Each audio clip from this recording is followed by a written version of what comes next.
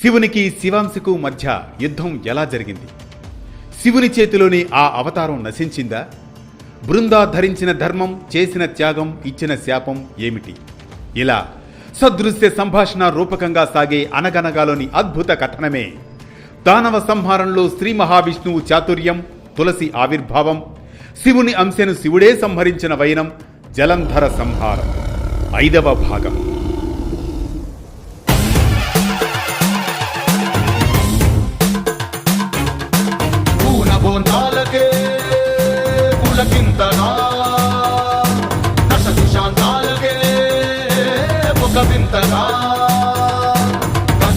ధరణికే కాంతిమయుడు, కరుణాంతరంగుడై ప్రణవధరుడు, బ్రహ్మాది దేవతలు మృత్యేటి పాదం, దివి నుండి దిగి రాగగిలకే ప్రమోదం.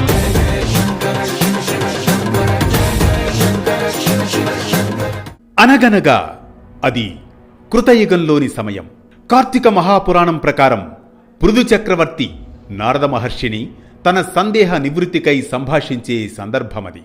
దేవర్షి నారద తులసిని హరిప్రియ విష్ణువల్లభ అని సంబోధిస్తారు. ఎందుకనగా నారద మహర్షి ఇలా చెబుతున్నారు: రాజా, ఇంద్రుని అహంకారానికి శివుడు ఉగ్రరూపం చూపగా బృహస్పతి భక్తితో శాంతి స్తోత్రం చేస్తాడు.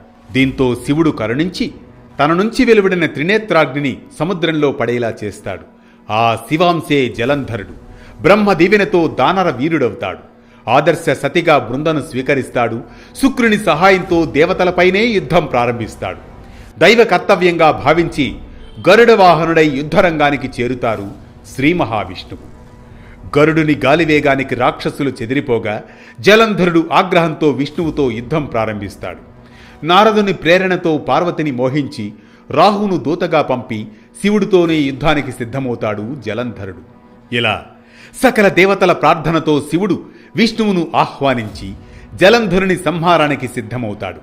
నంది, కుమారస్వామి, వీరభద్రులు యుద్ధంలో పాల్గొంటారు. బృంద పాతివ్రత్యానికి జలంధరుడు అమరుడవుతున్నాడని తెలుసుకుని విష్ణువు మాయా చాతుర్యంతో జలంధర సంహారానికి మార్గం సిద్ధం చేస్తాడు. అయినా ఎట్టకేలకు జలంధరుడు పార్వతీ మోహంతో శివమందిరానికి చేరుతాడు. ఇక్కడి వరకు నిన్న జరిగిన కథనం. ఇక తరువాయి భాగంలోకి వెళదాం. అనగనగా అంటూ జలంధరుడు పార్వతీమోహంతో శివమందిరానికి చేరుతున్నాడు. జలంధరుడు పార్వతీదేవిని చూడగానే ఆ అందానికి పరవశమై వెంటనే వీర్యస్ఖలనం చేసుకుంటాడు. ఎప్పుడైతే వీర్యస్ఖలనం చేసుకున్నాడో అప్పుడే జలంధరుడి మాయా విద్య నశించిపోతుంది. దీంతో వచ్చింది రాక్షసుడనే విషయం పార్వతికి అర్థమైపోతుంది. అంతటా పార్వతీదేవి అంతర్హితమవుతుంది.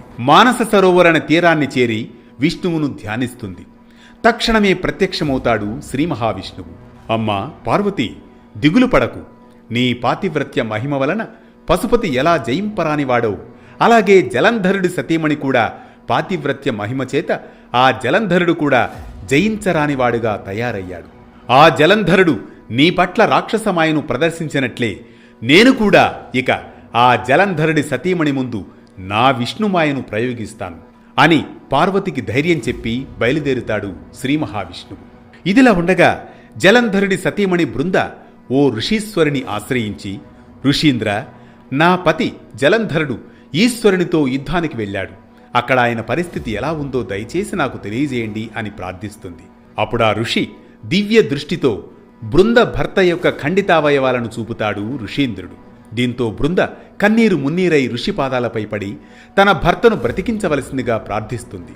అందుకా ముని, శివోపహతులైన వాళ్లను బతికించడం ఎవ్వరికీ సాధ్యం కాదు, అయినా ప్రయత్నిస్తాను అంటూనే అంతర్హితుడవుతాడు. ఆ క్షణమే జలంధరుడి అవయవాలన్నీ అతుక్కుని అతడు సజీవుడైపోతాడు. పునరుజ్జీవితుడైన భర్త పట్ల అనురాగంతో బృంద పులకించిపోతుంది. వారిద్దరూ ఆ వనంలోనే వివిధ రకాలుగా సురత క్రీడల్లో మునిగిపోతారు. మరణించిన మనోహరుడు మళ్లీ బతికి వచ్చాడనే ఆనందంలో బృంద వెంటనే గుర్తుపట్టలేకపోతుంది. కానీ ఒకానొక క్షణంలో వచ్చింది తన పతి కాదని, అదంతా మాయ అని తెలుసుకుంటుంది బృంద. ఆశ్చర్యంతో ఆందోళనతో చలించిపోతుంది. దీంతో తీవ్రంగా కోపోద్రిక్తురాలవుతుంది. తన పాతివ్రత్యానికి భంగం కలిగిందని కన్నీరు మున్నీరవుతుంది. వెంటనే ఎదురుగానున్నది తన పతి కాదని, మాయతో ఆ శ్రీ మహావిష్ణువు వచ్చినట్లుగా ఎట్టకేలకు గుర్తిస్తుంది బృంద. విష్ణువు తన అసలు రూపాన్ని ప్రత్యక్షం చేసుకున్న క్షణంలో బృంద అనే తులసీదేవి తీవ్ర ఆవేశానికి లోనవుతుంది. ఆవేదనతో విష్ణుమాయతో మోసపోయానని, ధర్మం దెబ్బతిందని గ్రహిస్తుంది. కన్నీళ్లతో కోపంతో బృంద మహావిష్ణువును శపిస్తుంది. మగన వేషంలో వచ్చి తన పాతివ్రత్యాన్ని మంటగలిపిన ఆ మాధవునిపై విరుచుకుపడుతుంది. ఓ విష్ణుమూర్తి, పరస్త్రీగామివై చరించావు, నువ్వు శిక్ష అనుభవించాల్సిందే. నేనే పతివ్రతనైతే ఇదిగో ఇదే నా శాపం. నువ్వు కూడా భార్యా వియోగ దుఃఖితుడవైపోవుదువుగాక.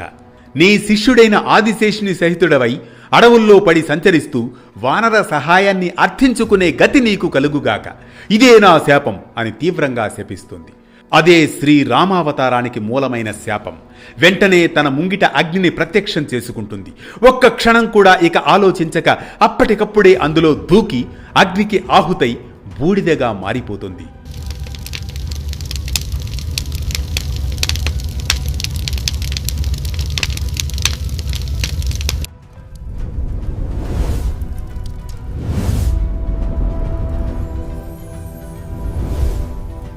ఆ బూడిద నుండి తులసి మొక్కగా అవతరిస్తుంది. ఆ రోజు నుంచి తులసి పతివ్రతా మూర్తిగా విష్ణు పూజలో అవిభాజ్యంగా నిలిచిపోతుంది. ఇక అవతల యుద్ధరంగంలోని పరిస్థితిని గమనించినట్లయితే అతిలోకమైన శివ శౌర్యానికి జలధరింపునకు గురవుతాడు జలంధరుడు. కొంత సందిగ్ధానికి గురై తేరుకొని మళ్లీ ఈశ్వరుణ్ణి సమ్మోహింపచేయదలచి మాయాగౌరిని సృష్టిస్తాడు.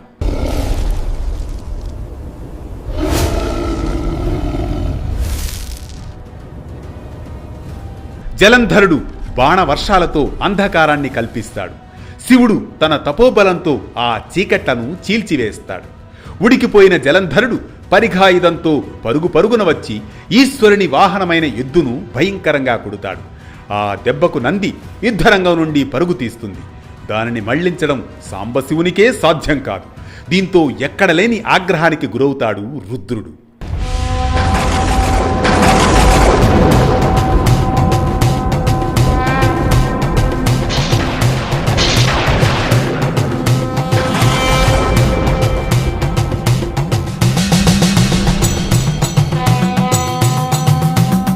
వెనువెంటనే సుదర్శన చక్రాన్ని ప్రయోగిస్తాడు.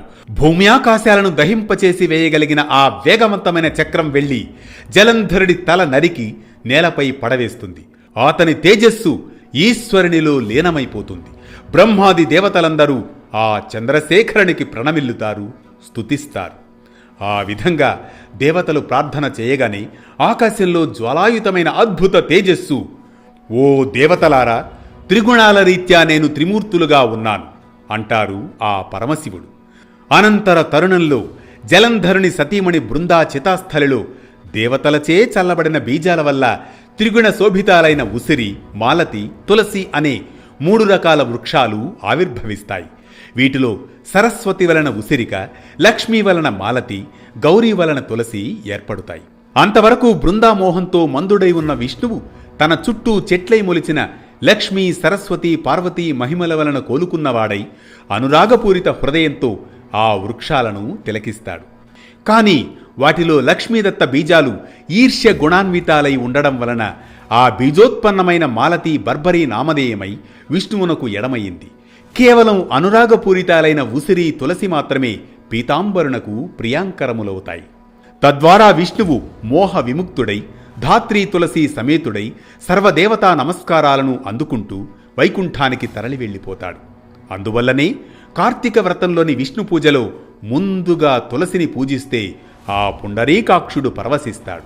అందుకే ఎవరి నివాసంలో తులసీవనం ఉంటుందో ఆ ఇల్లు సర్వతీర్థ స్వరూపంగా వర్ధిల్లుతుంది. యమదూతలు అక్కడకు రాలేరు. గంగా స్నానం, నర్మదా దర్శనం, తులసీ సేవనం ఈ 3 సమాన ఫలదాయకాలు.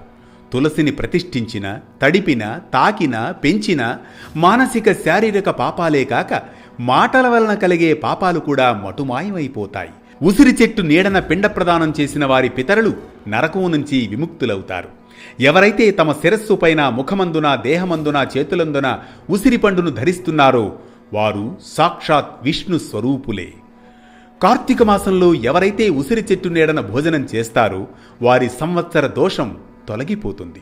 ఉసిరి నీడన విష్ణు పూజ చేసినట్లయితే అన్ని విష్ణు క్షేత్రాలలోని శ్రీహరిని ఆరాధించిన పుణ్యం కలుగుతుంది. ఇది దానవ సంహారంలో శ్రీ మహావిష్ణువు చాతుర్యం, తులసి ఆవిర్భావం, శివుని అంశను శివుడే సంహరించిన వైనం జలంధర సంహారం. ఈ కథనం మనకిచ్చే సామాజిక సందేశం ఒక్కటే. విష్ణువు బలప్రయోగంతో కాక మాయా చాతుర్యంతో శివునికి అనుకూల మార్గాన్ని సృష్టించడాన్ని పరిశీలిస్తే బుద్ధి, యుక్తి మన చేతిలో ఉన్నా వాటిని లోకక్షేమం, సమత, శాంతి కోసం ఉపయోగించాలని, అదే చాతుర్యమని. అంతేగాక జలంధరుడు శివాంశుడైనప్పటికీ అహంకారం, దుర్మార్గం, పరస్త్రీ లోలత వలన నశించాడని. ఇక తులసి గురించి పరిశీలిస్తే భక్తి, పాతివ్రత్యం, ధర్మం ఎప్పటికీ నశించవని, దైవమాయలో కూడా సత్యమే వెలుగుతుందని, ప్రతి ఇంటిలో తులసిని నాటడం, పూజించడం కేవలం ఆచారం కాదని, అది నిష్కామ భక్తికి, పవిత్రతకు నిదర్శనమని. ప్రతినిత్యం ఓ పురాణ కథనం, సూటిగా, స్ఫూర్తిమంతంగా, సామాజిక సందేశంగా. ధర్మం చెప్పే కథల సవ్వడి, జ్ఞానం చెలరేగే కథన ఒరవడి. అనగనగా అంటూ మళ్లీ రేపు పలకరిస్తుంది ఆరుబయట వెన్నెల్లో జోకొట్టే కథల్లా వేటూ న్యూస్.